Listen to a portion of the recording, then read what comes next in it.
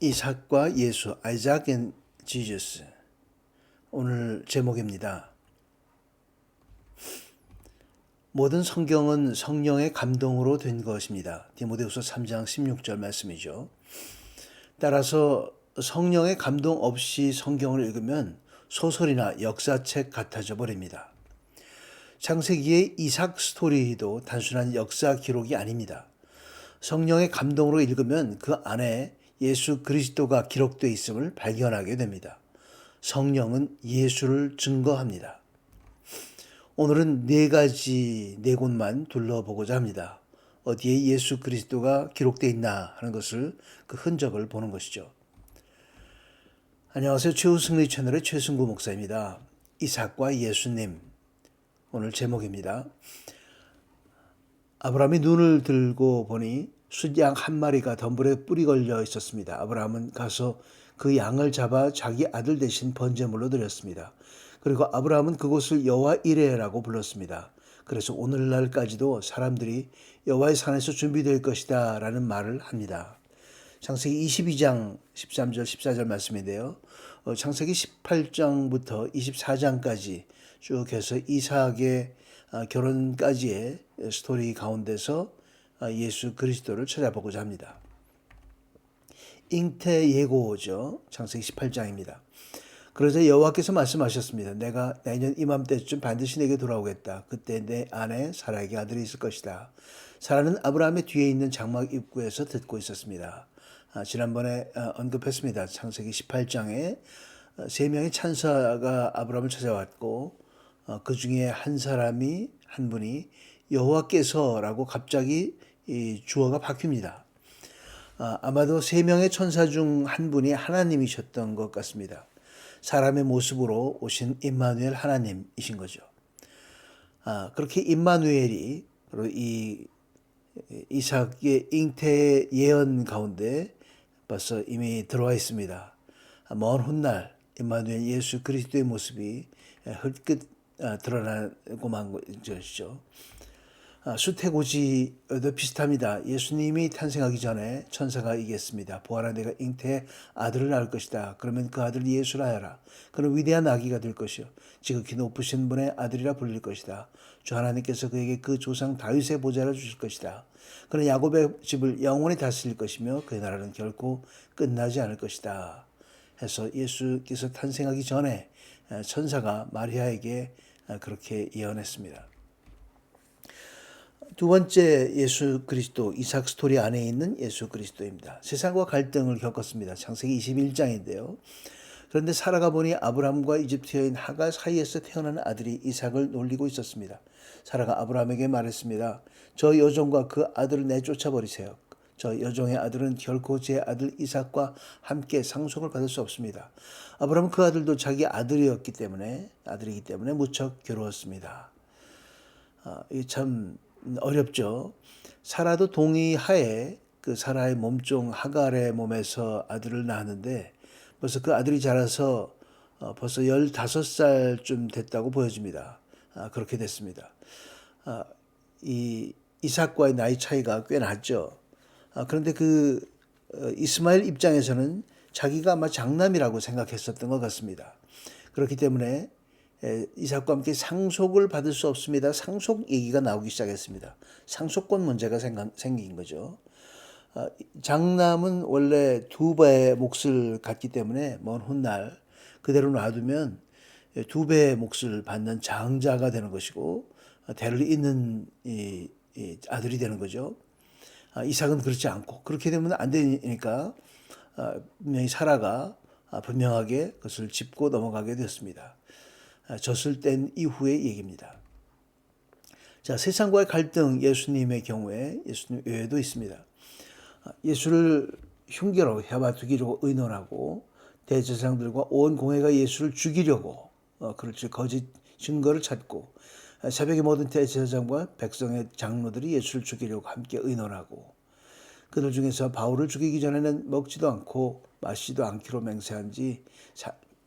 행세한 자 40여 명이 그를 죽이려고 숨어서 지금도 준비하고 당신의 허락만 기다립니다 하는 사도행전 23장은 사도 바울을 죽이려고 그렇게 예수 믿는 사람들을 죽이려고 했던 이런 세상과의 갈등을 겪게 됐습니다. 예수님도 그랬고 예수를 증거하려고 하는 이 사도 바울도 그런 갈등을, 그런 어려움과 핍박을 겪었습니다. 세상과의 갈등. 자, 세 번째는 예비하시는 하나님입니다. 창세기 22장. 하나님의 요구는 모순처럼 보였습니다. 많은 후손을 주겠다 그러셨고 또 동시에 여아들을 번제로 바쳐라. 여아들을 번제로 바쳐서 죽으면 어떻게 후손이 생깁니까? 그러니까 그것은 명백하게 말도 안 되는 정말 모순이고 비합리적인 그런 일로 생각이 들 수도 있었겠죠. 하지만 아브라함은 순종했습니다. 자, 오늘 본문이었고요. 그렇게 창세기 15장에서는 믿으니 하나님의 말씀을 믿으니 의로 여겼다 했지만 이 창세기 22장에서는 그 믿음의 정점에 이르러서 믿음을 행동으로 보여주라고 그렇게 하나님께서 테스트를 하셨습니다. 믿음과 순종의 경우죠. 아브라함은 그렇게 모순이다 아니다 따지지 않고 하나님께 순종했습니다. 참고로 여호와 이레라는 말이 무엇인가를 잠깐 같이 보겠습니다. 하나님께 준비하신다라는 말인데요. 히브리어 동사에 라라고 본다라고 하는 단어가 있습니다. 이레라고 하는 것은 그 본다라고 하는 그 동사에서 나왔는데요. 바로 이 말씀은 하나님께서 보시면 주신다라는 말과 동의어입니다. 자, 본다라는 말은 준다, 공급한다라는 말과 동의어여서 여호와 이레라고 하는 것은 하나님께 준비하신다, 공급하신다는 말입니다. God will provide, 영어 번역으로는 이렇게 되어 있습니다. 하나님께서 공급한다 그 말이죠. 예를 들어서 레아의 경우에 임신하고 출산했을 때 여호와께서 내 고난을 보셨다라고 말하면서 이름은 루벤이라고 합니다. 루벤은 루이 여기에 라라고 하는 그 동사가 들어가 있습니다. 배는 아들이라는 말이고요. 창세기 29장 말씀입니다. 그렇게 본다라는 말은 내 고난을 보셨다. 그렇기 때문에 내게 아들을 주셨다 그 말이죠. 본다, 주신다, 공급한다 다 같은 말입니다. 그래서 여호와 이레 하나님께서 공급하신다. 영어 표현은 God will provide라고 그렇게 얘기를 합니다.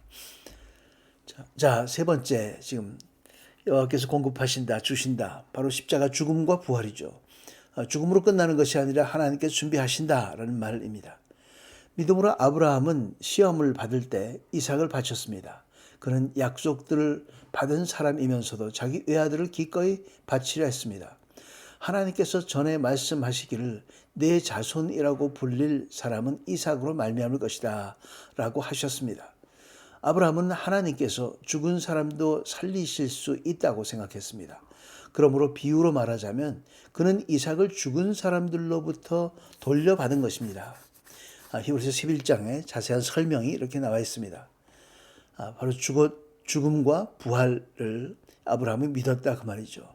바로 여기에 예수 그리스도가 이미 헐깃 나타나 있다고 볼 수 있습니다.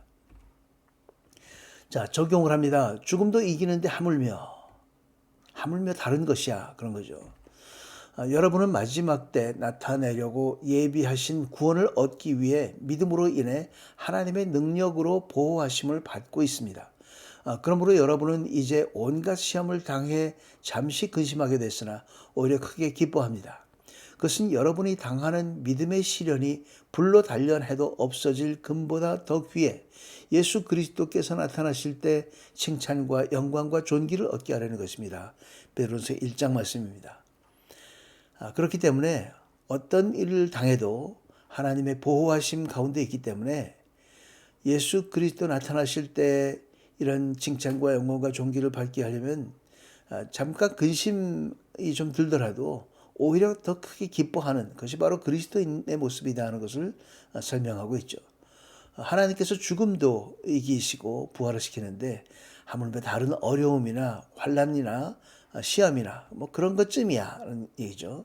그것이 바로 우리 삶에 적용해야 될 오늘 중요한 말씀입니다. 자, 네 번째, 가정 공동체 탄생입니다. 이제 이삭은 아브라함의 종을 통해서 이제 결혼 배우자를 이제 얻게 되었습니다.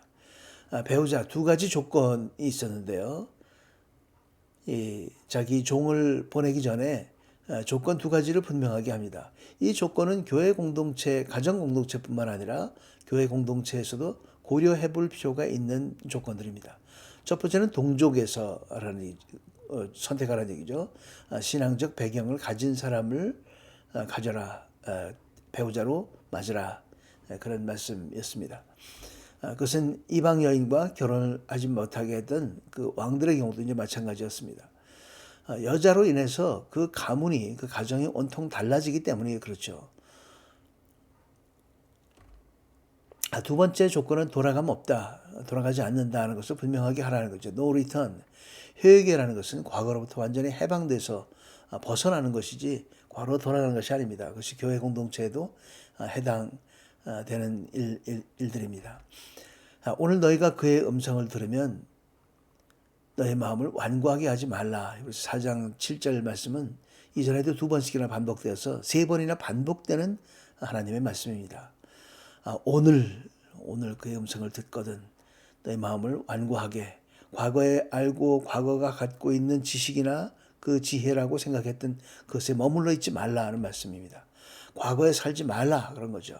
과거에 살지 않는 것, 그것이 바로 그리스도인들이 해야 될 일들이고, 또 이 가정 공동체가 전진하면서 과거에 살지 말아야 할 이유들입니다. 물론 교회도 마찬가지고요. 바로 그것이 하나님께서 원하시는 새로운 시대, 새로운 신분을 가진 하나님의 사람들이 살아가야 할 방식들입니다. 자, 가정 공동체 탄생에 리브가가 여기 있으니 그녀를 데리고 가셔서 여호와께서 말씀하신 대로 당신 주인 아들의 아내로 삼으십시오 하고 라반이 결혼 허가를 먼저 합니다.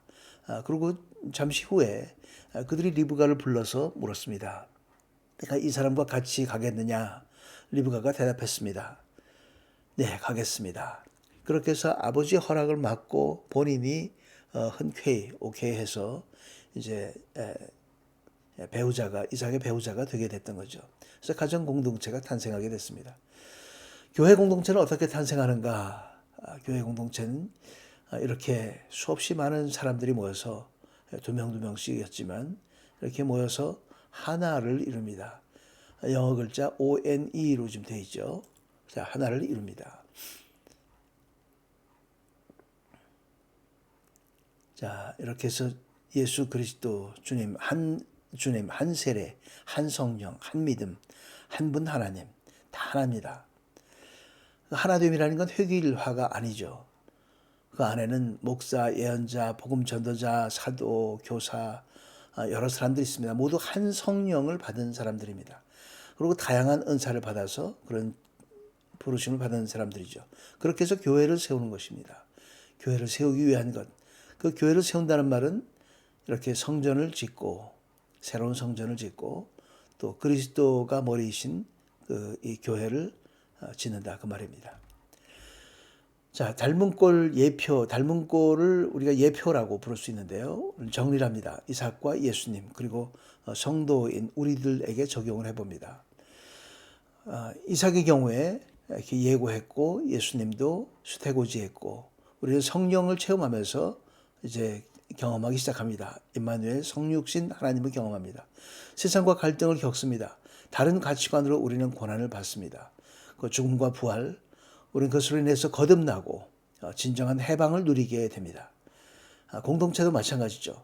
결혼과 가정, 교회 공동체를 통해서 성도들은 그 교회와 가정 공동체를 더욱더 견고하게 할 필요가 있는 그 시대를 살고 있습니다. 예수께서 다시 오는 그날까지 연약한 교회, 연약한 가정이 아니라 예수 그리스도를 믿음으로 더욱더 하나님을 의지함으로 하나님의 공동체를 만들어가는 그런 모습을 우리가 그려보게 됩니다. 교회는 하나님의 부르심을 받은 자들의 그리스도, 삼위일체 그리스도의 중심이 된 가족 공동체입니다. 가정 공동체이죠. 가정 공동체가 교회이기도 하고 교회가 또한 가정 공동체이기도 합니다. 이삭에게 임했던 그리스도는 오늘도 우리와 함께 계십니다. 우리 모든 사람들과 개인적으로 함께하고 우리 공동체, 가정 공동체와 교회 공동체 함께 계십니다. 기도합니다. 하나님 아버지, 십자가와 부활 신앙으로 세상이나 내 힘과 능력을 의지하지 않고 오직 하늘 아버지만 의지하며 위로부터의 공급과 은혜에 감사하며 늘 예배자로 살아가게 하여 주옵소서. 예수 그리스도 이름으로 기도드립니다. 아멘. 끝까지 시청해 주셔서 감사합니다. 간략하게 준비했는데요. 도움이 됐는지 모르겠습니다. 환절기에 건강 조심하시고 다음 시간에 뵙도록 하겠습니다. 감사합니다.